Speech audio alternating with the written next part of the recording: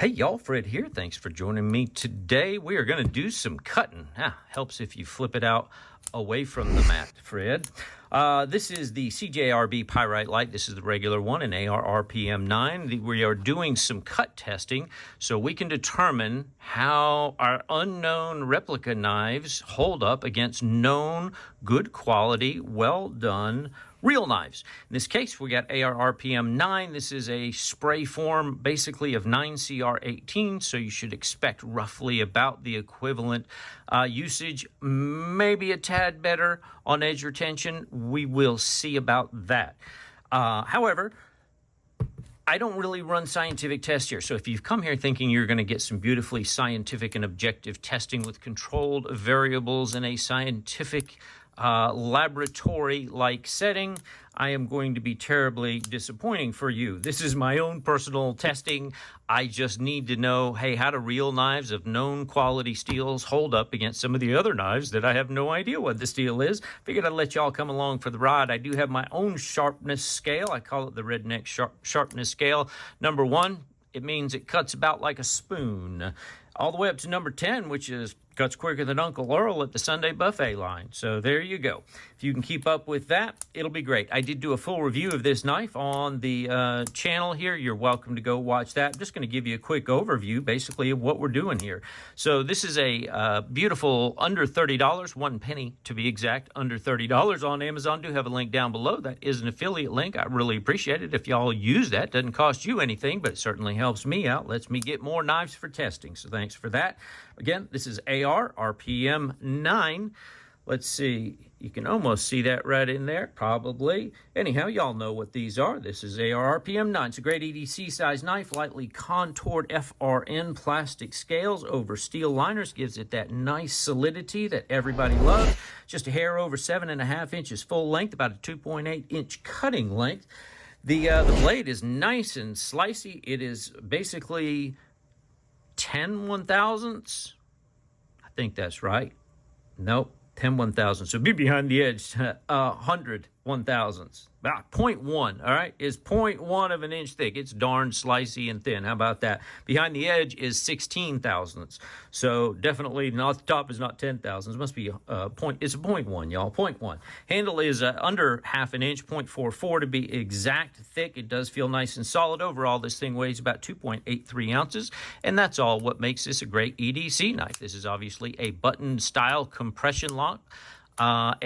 These guys are well known for doing good quality knives. You can bang it till the cows come home and it's not going to pop out. Running on bearings, nice detent, beautiful, nice crispy action on here, as you can see. Let's do a couple of quick size comps and we'll get you out of here. Again, you can go see the full review for more details. How about the 𝗚𝗏𝗏𝗏 on a little bit longer? How about the bug out is oh so close, but a fraction of an inch shorter.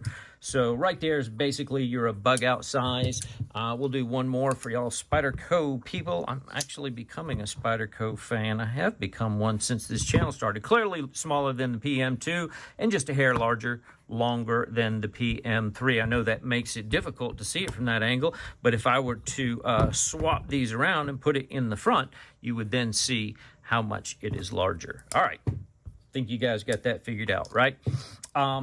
Ergonomically, it feels good, solid in the hand, nice forward finger choil. Although the blade is so darn thin, it almost feels like that could cut into you. Not like it's going to slice you like the blade edge, but man, you can only grip that so tight before, that's going to cut into your finger. However, you definitely have some good control up here.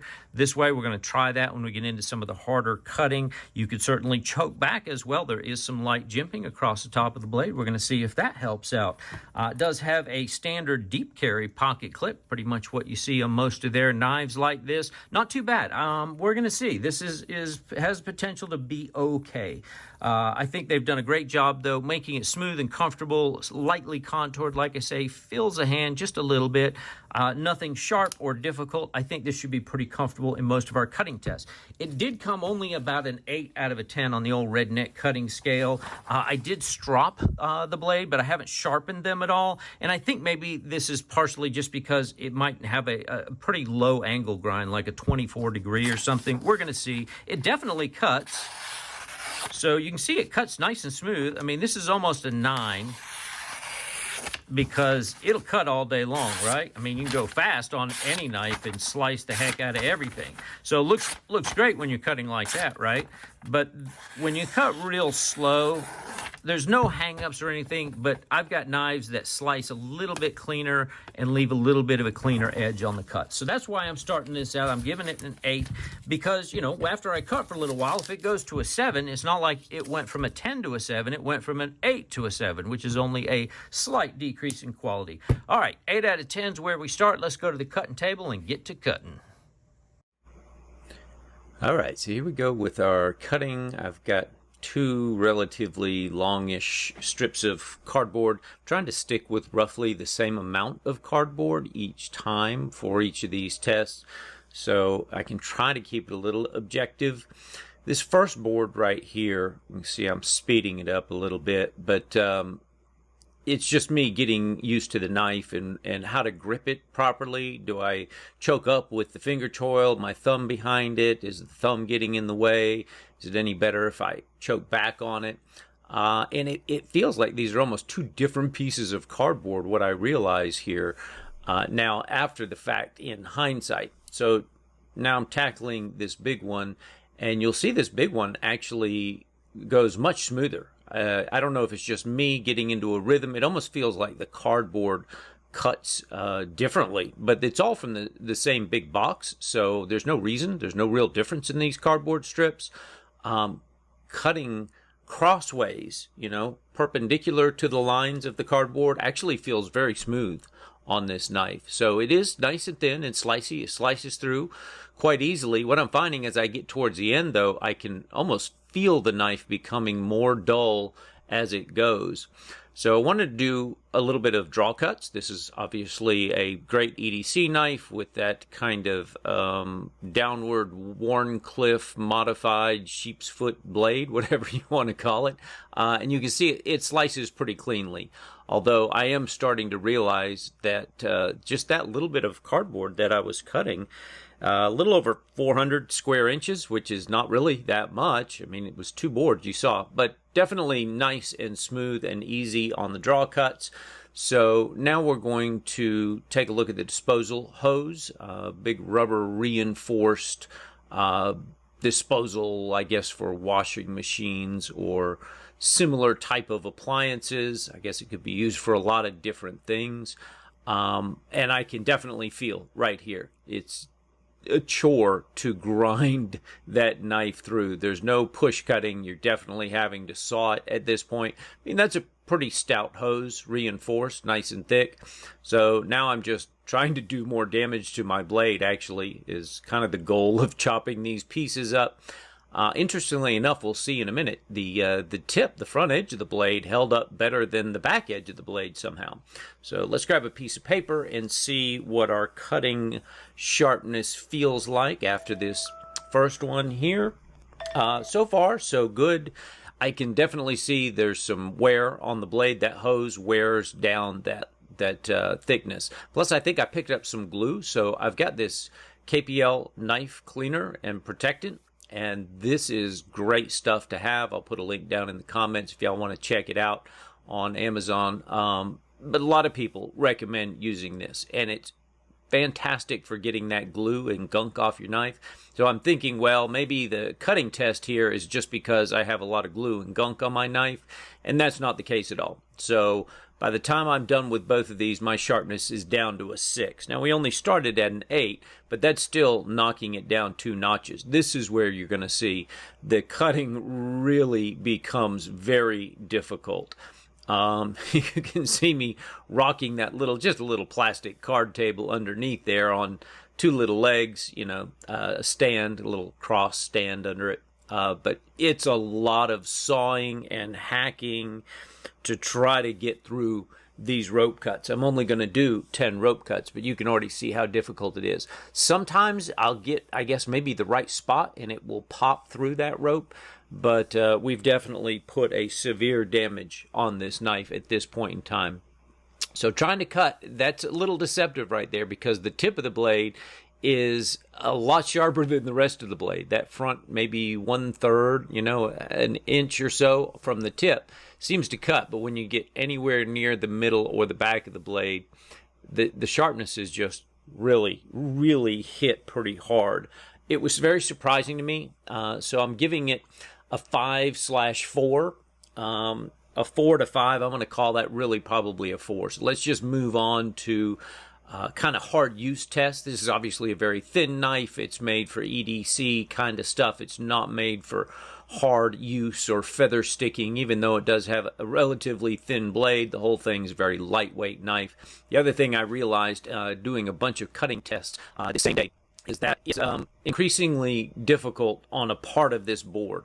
There's a very hard section. This is just a little pine 2x2, and I'll roll it over. Maybe it's on another knife test where, see right there, you can dig into that wood a little bit better. But at this point, that blade is very dull, and it is not pushing through the material very well at all. So can it work? Yes. Really, I'm looking for comfort at this point more than the blade holding up. How does it feel if I choke up and I really get my thumb up on there versus choking back on it? So I think at this point in time, this edge is just about done. I am going to give it an 8 for ergonomics. It was surprisingly not uncomfortable for as small and thin as this knife was. It held up, and it held quite well. I didn't have as much pain from the pocket clip or the thinness of the knife. You can see the edge is pretty torn up at this point in time. I think I rated this by the time I was done with the wood. I'm trying my best to cut paper here, and it's really difficult. So I gave this thing basically a 3. I came back and revised my score.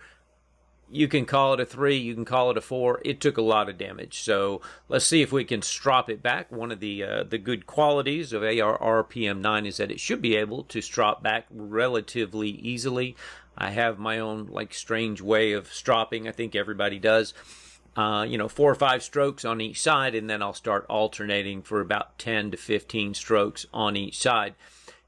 The video is a little deceiving here because it looks like, ironically, I'm holding the knife at a very high angle. And I was actually thinking at the time, man, I'm holding this knife at too low of an angle, too flat to the board. So it's a little deceptive, I think, the angle that you're looking at here. But even after a good 10, 15 strops on either side, I just haven't improved this thing at all. So we're going to go another round. I'm going to use the rough side, which is what I tend to do when I have a blade that's a little more damaged. I'll give it, 5 to 10 strokes on that rough side, same compound, and then I'll go over to the smooth side, which also has the green compound on it. And I think I gave it about 15 strokes per side on this one, and trying to feel, can I still feel the damage that I was feeling earlier? And look, it stropped back quite nicely, actually. It's still not great by any stretch, but it is cut worthy. Most people would consider this knife, fairly sharp. Don't ever lay your knife down with the edge up, by the way. That's just dumb. So I'm really trying to give this thing every chance I can to show me, can you still cut? Will you cut now? And it obviously has gotten a good bit better. So I come back, and I think I've given it a revised score here of a 7. Not bad. It took a little more stropping than I thought it would, but it went from basically a 3 or a 4 up to a 7. So I can live with that in terms of being able to strop it back. Let's talk about the big picture overall cut test. You can see the last few tests that we did here on the screen, and the one on the right is the one we're testing today with the pyrite. Got an HRC of 59 to 61. This is a coated blade, so it's probably going to be at the lower end of that. I'm going to be surprised maybe if this is even a 59 on this knife. I just don't feel like it held up very well at all. Knife Steel Nerds gives it a 4. Doesn't really, let me clarify that, doesn't really give it a 4.5. They give 440C a 4.5 and said 𝗟𝗶𝗵𝗵𝗫 is as good or better than 440C on edge retention. That's where that number came from. I didn't sharpen it from the way it came in the factory. It started at an 8 on my scale, a little over 400 square inches. Dropped it to a 7 or a 6 which isn't a whole lot, but I think that cardboard did more damage, or maybe it was the rubber hose, because after just cutting those 3 chunks of rubber hose, it dropped down to a 5 or 6, 10 rope cuts, which were a big struggle bus, and now we're down to, I think I wrote 2 there. That's not fair. I think it's a 3 or a 4, and certainly after, trying the hard push cuts with the 2x2 stick, it was definitely down around a 3 or 4 at that point for sure. So it took a lot of extra stropping compared to the other knives. I was able to strop them with about, just 1 round of stropping, 15, 20 strokes per side, let's call it. And it took me doing that twice on this just to get it back up to a 7, which, in all fairness, a little extra stropping, that's not too difficult. It's an extra 30, 40 seconds at most worth of work to get it back to a 7. Overall, though, I'm pretty disappointed with this. So far, this has been probably my worst performer. It got dull right out of the gate. The cardboard, which is not much, feels like it really put a dent on that sharpness. I know I only knocked it down a point, but it could have been rated a 6 or 7 after that initial cardboard. That's a very, it's a tough thing to get an exact number on a scale like that. Otherwise, ergonomics, not too bad at all for the size. I think this is still a great EDC knife. It's super lightweight, going to be real easy to carry, especially in lightweight shorts. You're just not even going to know it's there. It's a nice sharp blade. You can definitely get it very razor sharp. No problem with that. You can strop it back pretty nicely. No problem with that. So overall, I'm going to say, yep, I like it. I definitely am going to keep using it and carrying it. I do like the ability to choke up on it. I was surprised at how much it didn't actually hurt my hand to do even some harder push cuts with it. Even in that choked up position, I was expecting to feel a little more pain from that than I actually did. So I'm giving it some bonus points for some medium to hard use. You're not going to want to use that all day long, certainly like that. But for the occasional, I just need to cut something really hard. Man, this is still a great knife. It still does the job. I mean, AR-RPM 9 is basically a 9CR18, so we don't have incredibly high expectations. Not bad. Got dull very quickly, much faster than I expected it to. But that being the case, you can strop it back fairly easily with maybe a little bit of extra work.